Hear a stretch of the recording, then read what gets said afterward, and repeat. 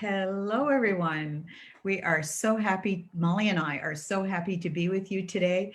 We, on our series of Tell Us Your Story, are super excited to welcome Jack Canfield with us today. Welcome, Jack. Hi, Welcome. thank you for having me. My pleasure. Such a pleasure. I think kind of you don't need an introduction, Jack, but we're going to do it anyway because I just am always, in awe at the stats and everything that you've done. I mean, it starts with the fact you've been over 40 years in this industry. You are labeled as America's #1 success coach, and you have lectured and brought your message and your success principles in over 40 countries worldwide, and you've spoken to over 1 million people, which is incredible. Your chicken soup series has been published, I think, 500,000 times, right? 500,000 books that you've sold Right. worldwide. And what really gets me, really excited and amazed is the fact that you're taking the messages that you've put together and all the seminars that you've done, and you're using that to train people like Molly and me who have become and are becoming a train the trainer. So that seems to be the latest focus. And if there's anything else that's going on, then we would certainly love to hear it in today's interview. That's for sure. If we have any kind of exclusives, we're very happy. So we're very happy, grateful, and honored that you're with us today. And I'm going to throw it over to my co-host, Molly. Absolutely. Thank you so much, Jack, for being here. We are thrilled. I have been following you personally since you wrote the Success Principles. I think I've read it over probably 1,000 times. I've invested in many of your high-level programs, and you have been such an influence on my life, my trainings, and my coachings. And I personally just want to thank you for that. You always start your trainings with humor. What makes you laugh? I just want to find out what makes you laugh. What brings you happiness in your life? Well, first of all, my wife is extremely funny. She could be a writer for Saturday Night Live if she wanted to be. So usually by 8:30, I've laughed at her. Last night, we watch a lot of comedy. We watched the David Chappelle show. We watched Jim Gaffigan last night. And finally, it had to turn it off about a half hour before my wife was, I got to go to bed. I got to get a blood test in the morning, so we're laughing there. I laugh at cartoons. I literally look in YouTube for comedy videos. I look online. I just type in funny cartoons in Google. I saw one yesterday of, remember Van Gogh had cut one of his ears off, right? So you see him with one of those masks just hanging off his one ear. It's like one of his self-portrait paintings, so that kind of cracks me up. And so I'm just constantly looking for things to laugh at. And I like puns, so I have a lot of fun. I'm mostly my son goes, Dad, duh, kind of look when I do it, but I keep trying. Well, you do a nice job. You keep all the trainers laughing. So yeah, there you go. Yeah, absolutely. And by the way, along those lines, have you ever heard of the British comedian Graham Norton? I don't think so. I'll have to write that down. Yeah, myself and one of your facilitators, actually, Kathleen L., were absolutely crazy about this guy. He has a comedy show on British BBC. And oh my God, every day I listen to at least a couple of clips. It's really, Oh, really cool. I'll write it down. So, Jack, you know what? You are a source of knowledge and wisdom, and you've given, a heck of a lot of advice over the years, including how to bring humor into our trainings. But how about you? What's the best advice that you've ever received? Wow. Well, early on, someone told me to write a book. They said, if you want to be known, write a book. It's a calling card. It's like a brochure that other people pay for. So, I wrote my first book in 1976, before a lot of the students I teach were born. And it went out and it ended up selling 400,000 copies. It was a book for teachers called 100 Ways to Enhance Self-Concept in the Classroom. And that book allowed me to start getting invitations to speak to counselors conferences, education conferences, school districts, and so forth. So I saw the value of that. And so now I've participated in over 200 books, either co-authored, edited like the chicken soup books, or wrote myself. So I think that was a big piece of advice. I think another one was Byron Katie just basically saying, it's nothing in the world upsets you. It's your thinking about it that upsets you. And so the concept of this is a terrible example, but it's true. Like if Al Qaeda kills an American, we get all upset.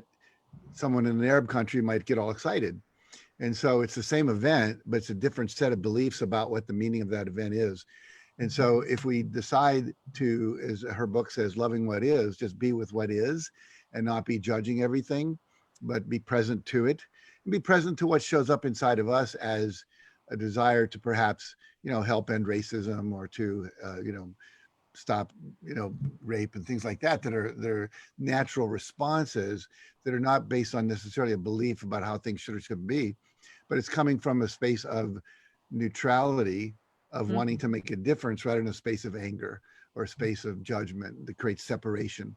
There's a lot of people in the world we could judge, but if you look underneath the surface, you find they had terrible childhoods, they were abandoned, they were beaten up, etc. And so eventually I've always had compassion for pretty much everybody. I won't say I never get upset at the news story, that'll be a lie.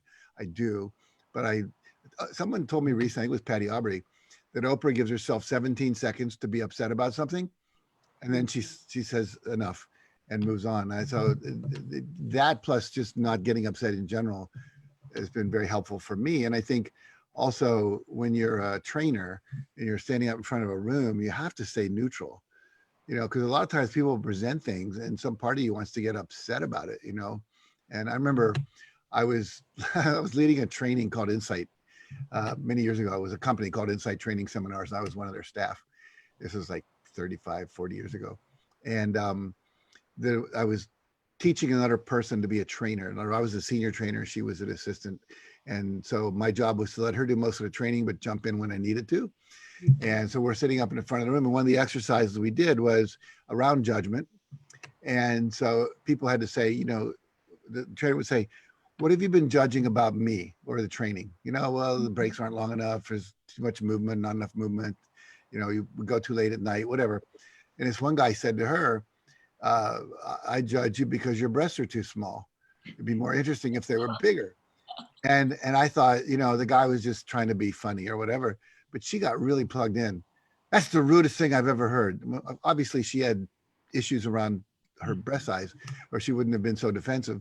But anyway, it was like that kind of derailed the training for about 15 minutes, while we were dealing with her and him and everything else. Had she been able to say, thank you very much, next,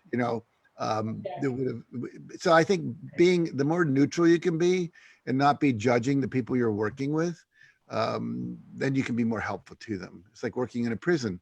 A lot of people have committed crimes that are not wonderful, but now your job is not there to judge them for that, but to help them move through, forgive themselves, heal their childhood wounds, their limiting beliefs, so that when they do come out, they can be operating as a fully functioning person. That is really awesome advice. Really awesome advice. Yeah, really appreciate that. And Byron Katie, the work is just absolutely extraordinary. That's for sure. Yeah. Okay. Back to you. True. Well, Jack, you have done so many things in your life and written books and programs and had so many experiences. And I was just curious, what are you most proud of looking back? Good question. Well, I'm very proud of my book, The 100 Ways to Enhance Self-Concept. That literally sold like 500,000 books. Teachers today, I still hear people tell me about how they use the techniques in their classroom.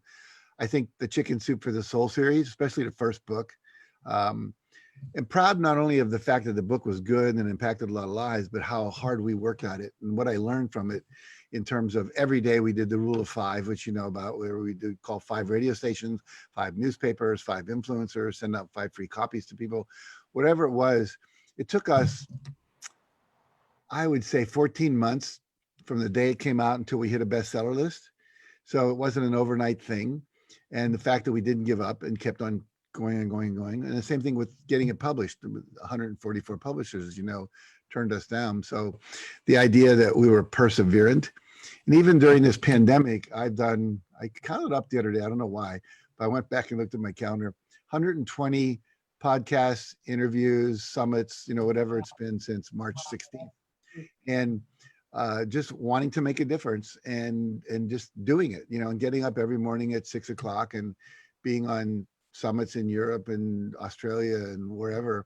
And just the first couple of months was just about get out of fear Everyone Oh, was so afraid. absolutely. And, when you're in fear, you don't think clearly, you're not rational, you're not creative, you're not pivoting the things you need to do.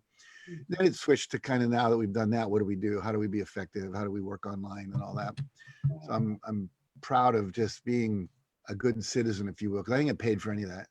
It was all just to do good work in the world. And proud of my marriage. I've been married 3 times, and the first one I got 2 great kids out of it, 5 years. Second one, 20 years, got a son out of that. That's wonderful. And third time now, 23 years we've been together, and we're absolutely ecstatically happy.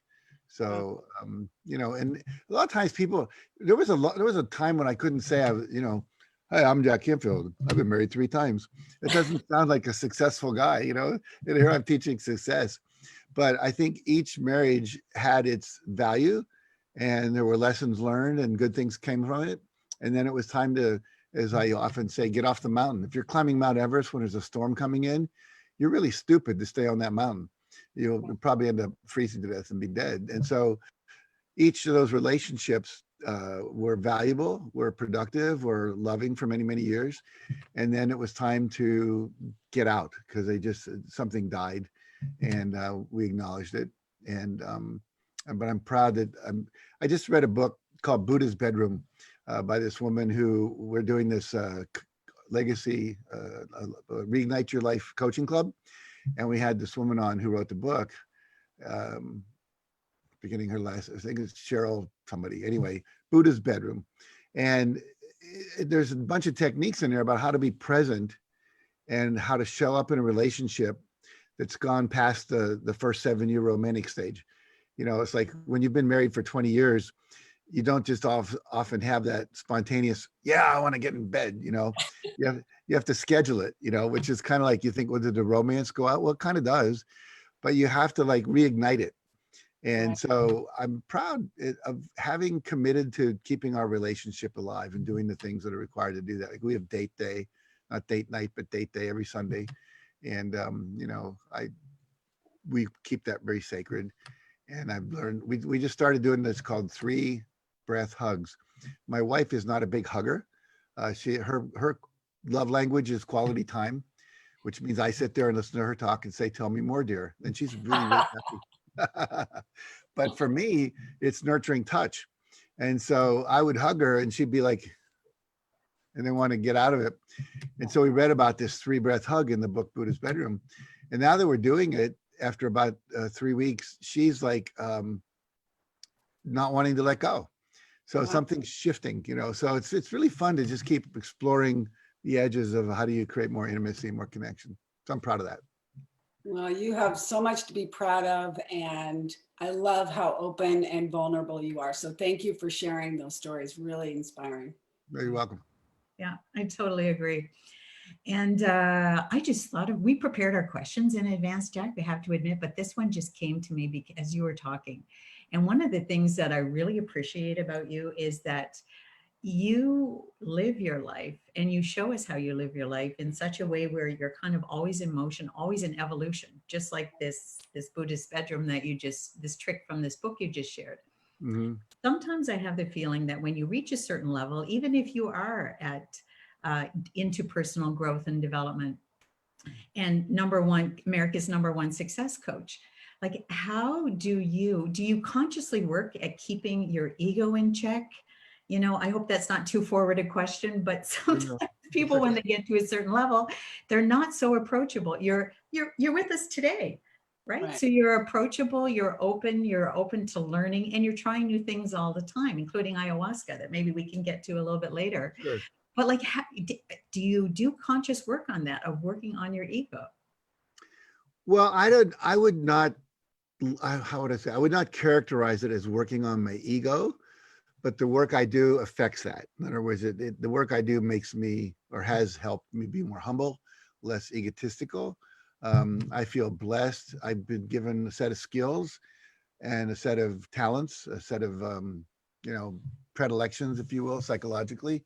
I think I believe in past lives. I've had recall of about 9 of them under hypnosis, and also just spontaneously emerging, usually in a personal development kind of workshop or something, it just kind of come up.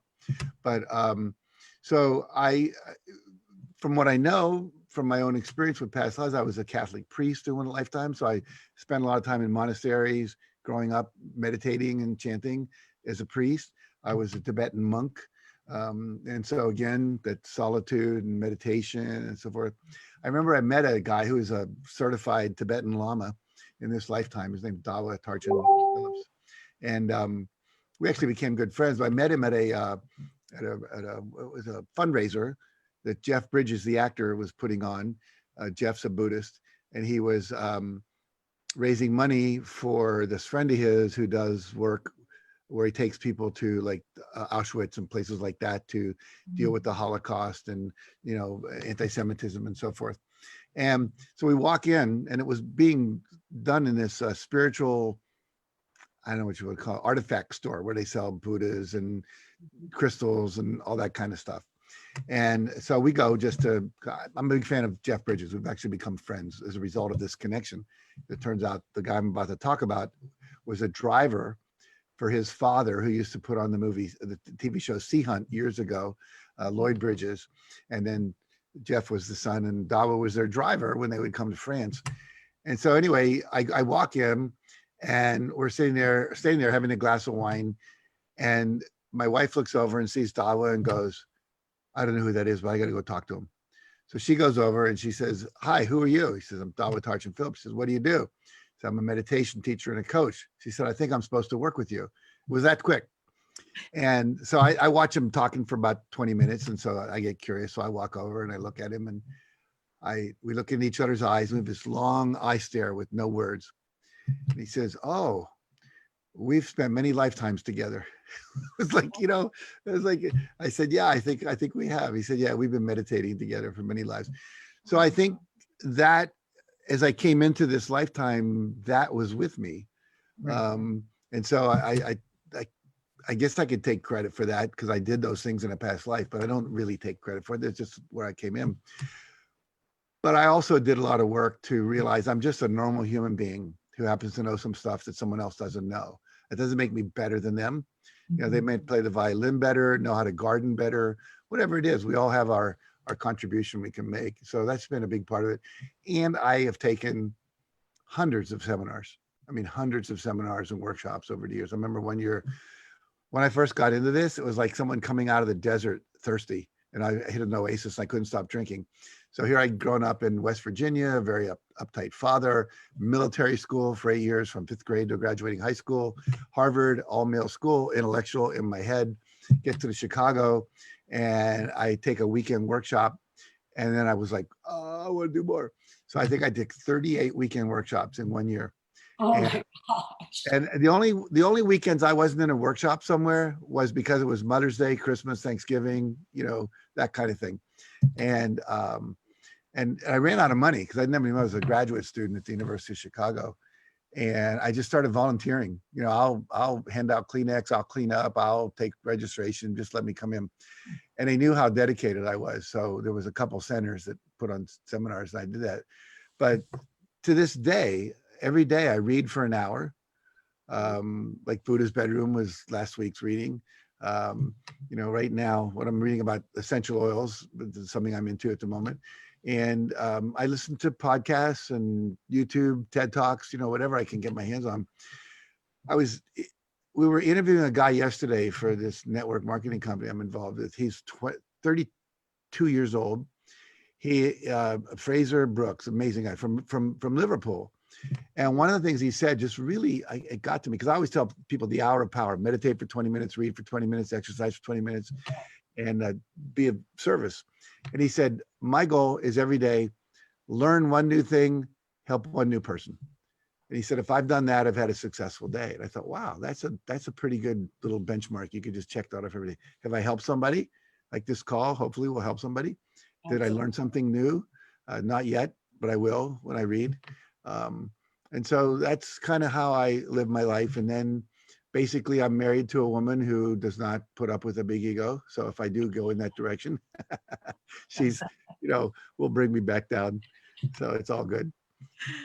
That's the best. Oh, wow. That was a really great answer. Thank Yeah. you very much for sharing that. And like I said, it's really inspiring. And I think the inspiring message also for the coaches out there is that our learning is never over and we don't know everything at any time. Right. So it's an ever continuing process. And just a personal note, I believe that's the secret to the fountain of youth, quite honestly, is that the more you keep your mind open and learning and keep the brain functioning and keep the body moving, right? You talked about the ritual of working out in the morning and all of that. I think all of that together. And look at you being 76 and looking like no more than 50. I mean, proof positive, right? You are. Yeah, I think that's part of it is just a positive attitude, not get stressed out about everything, don't judge everything.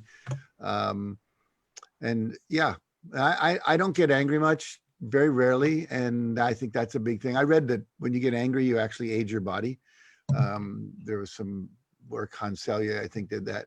And your body becomes more acidic when you go into these emotions of anger and fear. And so by staying more neutral or positive, then you avoid that.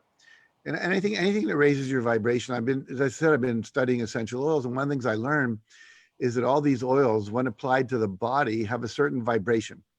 And as you know from the law of attraction work we do, everything is a frequency. Even this solid desk right here is vibrating. It's a very low, dense frequency as opposed to a high frequency like the sound of a dog whistle or something. But the reality is it's all vibration. And everything we think and do and say and eat and surround ourselves by, the colors we take in, have a certain vibration. There's actually healing you can do. I remember back when I was running a growth center in Massachusetts, which was a place where people would come for week-long and weekend workshops. And we would put on about 48 of those a year. And everything and everybody rolled through that place. And I learned so many things. But we used to have this chamber that you could put a colored filter, like a filter of transparency, but like it could be orange or purple or green or red or blue, and then shine a light down through that. So when you sat in there, you were being bathed by this color of light. And that frequency is healing. Just like when you go out in the nature and everything's green. Hmm. Hospital recovery rooms, what color are they painted? They're painted a light green, like nature. And so basically what happens is that you get that frequency. Red, put your red dress on, red lipstick. Our lips get red when we get sexually turned on. The fire engines are red, they get our attention. They're kind of that kind of an energy. And so we know from John Ott, who was the color expert for Disney, he would decide what colors characters would wear and what things would, because those colors would evoke a certain emotion. And so we know that everything's vibration. So the sounds you listen to, this music is more healing than that music. And these words, I can say the F word or the N word and people will get all upset. Or I could just say love and people go, oh, so there's a vibration. And anything we can do that raises our vibration increases our health. So where I started to go was your body, when it's vibrating between, I think it's like 56 and 62 megahertz, is healthy. And when it's below that, it starts to be susceptible to things like flu and allergies and all that kind of stuff. And so here we are with the pandemic occurring. You want your vibration to be high because things can't live in that high vibration. So whether it's a real rose or the smell of a rose or the color of the rose or the aroma of the rose in an essential oil, it's the highest vibration of a plant, 320 megahertz versus let's say what's the one we all put on at bedtime, uh, lavender, 188. So basically we can affect our moods through these oils, through smells, through colors, through sound. And so once we realize that, we should be doing everything we can to raise our vibration. When you eat food that has been microwaved, it basically kills the food. So there's that vibratory energy is not in it. That's why if you study things like that, you're better off. I had to 3 times take the microwave out of my house because my wife and my daughter would want to make their coffee faster. And I said, honey, you're killing, water's alive, and you're killing it. And so finally I won. And, but it's the more you know about that, the more we can be raising our vibration through meditation, through chanting, through sound, through affirmations, visualization, whatever, then everything we do should be in that direction. And when you do that, you don't age as much. That was a long way of coming around back to that. That's another book, Jack. There you go. That's a whole nother book. I am a physical therapist also as a trainer and coach, and I have seen so many benefits of exercise, and the information that you have shared over all these years, affirmations, visualizations, positive power of thought, what we think about. And especially during these last 6 months, I have been so grateful for what you have taught me, and I have practiced over the last many, many years. What is one thing that you have, a positive thing that you've taken away from the COVID experience? A number of things. Number one, I don't have to travel as much as I thought I did to make a living. And that's been good for my marriage. There had been months in the past where I'd be gone for 2 or 3 weeks out of the month. And I've been home now in my house since March 1st, really. And that's when I got back from India. I was there for a month with my wife. And I've literally been out of the house 5 times in the car. Wow. 3 to see a physical therapist, once to see a doctor, once to see a dentist. And actually 6 times, once to go to the beach with my wife. We took a walk on the beach. But I've been very loving the time. I mean, I've been busy, very busy, but I get to be with my wife every day. I really love that. And I've been exercising way more consistently. I mean, I always would get in like 15 minutes of aerobics or something, but now I can do 30 minutes to an hour of that, some weightlifting 3-4 times a week, stretching, Pilates. We have a Pilates reformer we have a gym that used to be a garage. And so that's been a big thing. And I think too, we rarely order out. So we've been making all of our food. And because in India, we went to a plant-based diet. We just added a little bit of fish back in, like once a week we have salmon. And that's been nice to cook. And we make these amazing soups that have like vegetable stews are really good with beans and everything. And so that's been fun to cook with my wife. I think the other thing I've learned is that you can, in fact, have transformation occur in a Zoom training. And it can be, we're learning all the little tricks and trades of how to make it more engaging, more experimental, more experiential rather.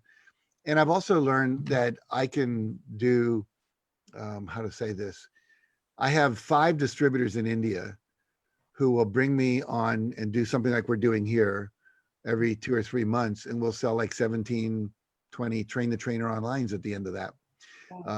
And so that's been good to see that we can do that all over the world. And so we're going to be making that more available to anyone who's a trainer like yourself, who has a following, wants to bring me on, and then you bring your people, and then we talk, or I do a slideshow with principles, and then we enroll them into a course. Then you would get a commission, and we'd make money, and everybody wins. So I've learned how to use online marketing better. I think that's been a real big plus. And then finally, I would just say the power of the human spirit, how everyone has found a way to pivot, restaurants that do takeout and delivery, gyms that took their equipment and rented them to people in their homes and started doing Zoom training. Like my wife does 2 yoga classes and 2 Pilates lessons every week with her computer in our gym with her trainer or yoga teacher. And then they get paid, and my wife gets to exercise and gets individual feedback. So I think there's a lot of people have learned we can be a lot more impactful. And then with our coaching club, where we have close to 500 members all around the world, I think we're 42 countries that people, like if we made that a live seminar, there wouldn't be people from 42 countries, So we're reaching people that we wouldn't normally reach with real solid in-depth training. So that's been another big learning. That's awesome. Very cool. And speaking about COVID, I think that people have all the time that we're spending at home, and people are going inward a lot more than we have. Yes. Right? And going inward sometimes means self-reflection, and maybe not always liking the state of our life or our relationships or our jobs at this point. So therefore, personal development and personal growth is something that was already very popular and a trend. And if anything, I think is probably going to be going through a resurgence. If it's not already, it will be. Speaking of all of that and the Train the Trainer program, like there's a lot of us that are becoming trainers and certified. And I'm just wondering, do you have any particular advice for us as we're finishing our courses? Sure. The first thing I would say is keep living the principles. You know, everyone always keeps saying, well, what's the most important thing? I live the principles, work on yourself, keep getting clearer, keep understanding how they work in your life. Notice what happens when you violate them or don't operationalize them. Notice what happens when you do. That's where your best stories are going to come from. You know, when I did this, when I stopped, you know, that, the result of my meditating for a month, and, you know, my blood pressure went down, I lost 10 pounds, you know, all that kind of stuff. That's powerful. Now I use a lot of other people's stories, as you know, and because they're useful. But I think anytime you tell your own story, it's more powerful. You don't have to memorize it because you know it, you lived it. So I would say that, and I would say journal to the level of when you have an insight like that, write it down. Because what I found is memory is very tricky, especially the older you get. And so, you know, I often think I'll write a memoir, and then I realize, God, I wish I'd kept a journal every day of all the insights I had and the challenges I had and the things I screwed up and so forth, because it's hard to remember back 15 years ago what was going on in my marriage or what I was doing in the world. So I would say, you know, keep track of those insights. You know, maybe it's called the insight journal. The other thing I would say is start doing the work with anyone, anywhere, anyway, anyhow, meaning that if you could do a free session for someone, you know, in terms of releasing a limiting belief, do it, because you're going to learn something from that. The other thing I would say, if you're going to be a speaker, make sure you do some individual work with people, because that's where your best examples are going to come from in terms of how that principle worked. I was just working with a client yesterday and blah, blah, blah, blah, blah. And so I know every time I do that, usually someone wins a free session with me, you know, with some promotion we do. And then after I've coached them for an hour, I have a whole story I can tell that I didn't have before. So I would say, do that. When I was studying guided visualization as a graduate student at the University of Massachusetts back in the 70s or 80s, whatever it was, I would go to a workshop. My next door neighbor was a doctoral student. We were in an apartment building, and across the hall, there was only two doors on that floor. And I remember her name was Debbie, and she didn't have any money. And I was still like doing seminars and trading and doing all that stuff. But anyway, I'd come home and I'd knock on her door on Sunday night around 7 o'clock and say, Debbie, I just learned this really cool guided visualization. Can I take you through it? And she'd say, yeah, sure. You know, because she'd get free training, right? And, or I learned some new technique, you know, some new processing skill. And I say, can I do that with you? And she said, yeah. And so I would practice it. And then it would become mine. And so I would say, do that. You know, don't always think you have to have a room full of 25 people paying you $300 in order to do what you do. And quite often when you're doing something for free, like I do a lot of, well, not a lot of, maybe 10 free talks a year for local organizations, not so much this year because of COVID, but the Heart Association, the local community college, the Boy Scouts, the girls clubs, whatever. And what happens is I'll get a gig out of it. Someone will come up and say, yeah, I'm on the board of directors of the Girl Scouts. I heard you speak. I have a company. I'd love to hire you to come in and talk to our salespeople. So I've hardly ever done anything for free that didn't come back. At the same time, you also want to charge what you're worth when that's appropriate, you know, so don't give it away all the time. But I think the more you can practice is what I'm saying is really, really valuable. And even if you're just doing a Zoom call like this for 5 people, and you're working with them and taking them through exercises, learning how to break them into pairs and, you know, whatever you learn to do on Zoom, that's very valuable. And and also you're building a reputation. And I would say the other thing I would do is build up your social media following. Right. You know, if you haven't read Gary Vaynerchuk's book, Jab, Jab, Right Hook, or Left Hook, or whatever it is, I forget. But the point being that, you know, you've got to give value, and then sell something. Don't always be selling stuff, or people just don't want to open your Facebook post or whatever. So you're developing a following by sharing something real about what you care about. And if you're reading every day, you've always got something to share, you know? And this guy yesterday said something very cool. Fraser Brooks, he said, most people don't do Facebook Lives because they don't know what they're going to talk about. You know, what am I going to talk about? He said, but if you do this thing called three ways to build your confidence, 3 ways to deal with stress, 3 ways to ask for what you want, 3 ways to deal with rejection, 3 ways. He said, just make a list of 30 of those things. 3 ways to this, 3 ways to that, 3 ways to this, 3 ways to that. And you can go online, look at my podcasts, and you can find all kinds of material that you could steal. And so what happens is now you've got 30 podcasts or 30 Facebook Lives, which could be, you know, 5 minutes, 10 minutes, whatever. And he said, just do them for a month. He said, then you'll get over any fear you have. He said, you really only need to do 2 or 3 a week. And now you're building a following. People know I'm going to get value when she talks to me. And so build that up over time.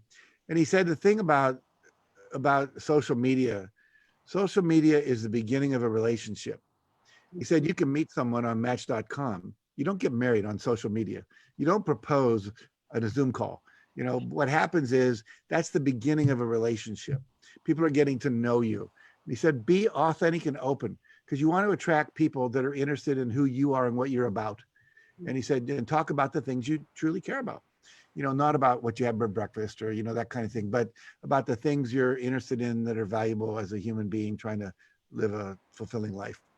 And so I would really suggest doing that and getting over any fears you might have about that, you know, because when you start anyway, not that many people are going to be looking. So who cares? Just get over the fear of it. And I would say that would be a big thing to do. And then finally, study marketing and study sales. You got to learn how to market yourself. And there's internet marketing, there's individual marketing. One of my friends, Marcia Weeder, who's a member of the Transformational Leadership Council, is the best enroller I've ever met in my life. I mean, bar none. Fabulous. When she would run a training, if there were 100 people in it, she wouldn't, you know, many people, oh, I had 20% closure. 20% of my 100 people signed up for my advanced class. No, she would sell 150 seminars to 100 people. In other words, it was like, you know, sign up for the advanced, the couples workshop, whatever. And she was really good. But one thing that always stood out for me that she shared with me, she said, I sell to everybody. If I'm in line at Starbucks, I turn to the person, I say, hi, my name's Marcia Weeder. I run a thing called Dream University. Who are you? What do you do? And they say, my name's Joe and I'm a lawyer. And he says, then she'll say, is your life exactly where you want it to be right now? If they say yes, she says, congratulations. If they say no, she says, I can help you deal with that. And so it's like she was signing up people for her courses in line at the supermarket, in the checkout counter, because she was always wanting to be of service and knowing how to close people and not being afraid of the conversation. Because the fact is, we know that 85% of the people in life are dissatisfied. They want more. They don't have what they want. So that gives you an 8.5 out of 10 chance of everyone you talk to needing what you have to offer. The only thing then is make sure you offer it in a way that they can consume it, and that you have a way to, you know, close them, send them to your website, give them your card, have your elevator speech, or whatever it might be. That is freaking awesome advice. Thank you very much. You're And I, welcome. Molly and I exhibited one of your principles today by being ask, right? We were utter assholes when it came to that. I love that term. There's always people that say, how did you get Jack Canfield on your podcast? And he goes, well, I asked him. You know, it's like, it's amazing. I'm going to take out a billboard that says, Jack Canfield does have available time.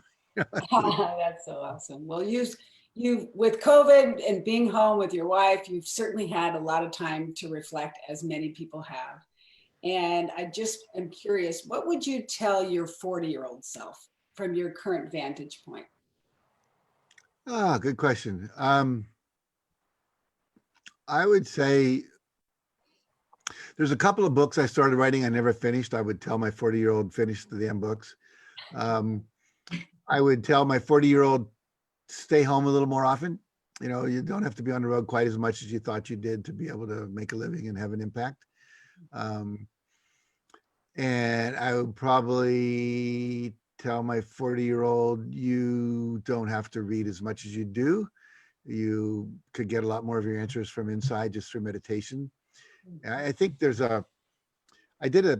this guy that came into my life about a year and a half ago, and a really amazing guy. He's a doctor, MD doctor, works in the White House, and he is a shaman, and he studied with the Aboriginals in Australia. He's French. His name's Chevalier, I think is his last name, and he offered to do a past life regression with me, and I said fine. So he came to my house, and we laid on my bed, and he did this thing. He said, I'm going to clap my hand, and as soon as I clap my hand, you're going to be in a past life. Tell me what happens. And he goes, and all of a sudden I'm a doctor and wearing like a tweed jacket, and it's definitely Europe somewhere, probably the 1800s. And I'm sitting there and I'm feeling really, really, really frustrated. And there's a woman who's a patient, and I can't figure out what's wrong with her. And she leaves my office, and I'm thinking, I hate not knowing how to help this person. I'm going to study everything I can so I can help this person. Wow. And he said, that decision is still running your life. He said, you know enough. And he said, you don't have to look to outside to find your answers. Look inside, because intuitively you might have known what to do, even though it wasn't in a medical book. Trust your heart more. So I think I would tell myself that, and perhaps just perfect accessing my inner wisdom sooner than I might have. Those would be the three things I would say. Such great advice. Really powerful. Jack, we are so appreciative of the fact that you agreed to give us not 10 minutes, 15 minutes, but 45 minutes of your time. And we're coming up, we have tons more questions, but we want to be very respectful of the time that you've given us. Your answers were awesome. Just the fact that you agreed to come on with us and take this time really means a lot to Molly and I, as well as to the other trainers, I'm sure, to get these insights that they wouldn't otherwise have. So thank you so very much for coming on with us today. The best of luck with all your practices and everything that you're involved in right now. And maybe we could have you come back at another time. You can. I'll look at my calendar. We'll do this on Fridays, and I'll see what I got available. I know September is really crazy for me. September, November, but I do have more time in October. So let's find a time in October and we'll do it. That would be awesome. Okay. Thank you so much, Jack. I really appreciate it. Oh, thank you, Molly. For tuning in. Thank you, Tina. My pleasure. Bye, everybody. Have Bye, a great everybody. day. Have a great week. Have a great month. Bye. Bye.